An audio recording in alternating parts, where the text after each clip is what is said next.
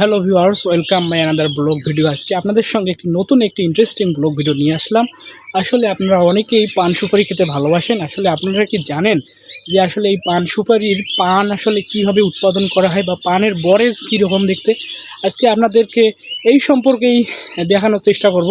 আপনারা যদি দেখেন যে আমার সামনে যেটা দেখতেছেন, আসলে এটি কিন্তু হচ্ছে একটি পানের বরেজ বা বরে বলা হয় আমাদের রংপুরের ভাষায়। তো ভিউয়ার্স, আজকে পানের বরের সঙ্গে বা বরেজের সঙ্গে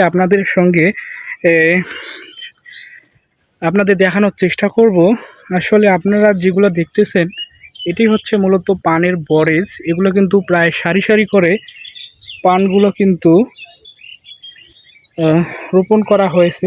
দেখেন, আপনাদের দেখানোর চেষ্টা করি কতটা সারি সারিভাবে এবং কতটা নিট অ্যান্ড ক্লিনভাবে এই বরেটি কিন্তু গড়ে উঠেছে। এবং এই বরের কাছেই আমি দেখলাম যেটা যে কাশ ফুল কিন্তু এখানে ফুটেছে। তো ভিউয়ার্স, কেমন লাগলো অবশ্যই পানের বরেজ অবশ্যই কমেন্টে জানাবেন।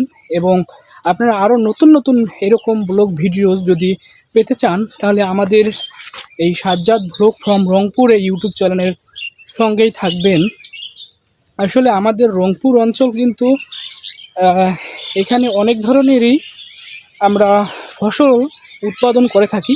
তার মধ্যে দেখা যায় যে অনেক ক্ষেত্রে পান উৎপাদন করে।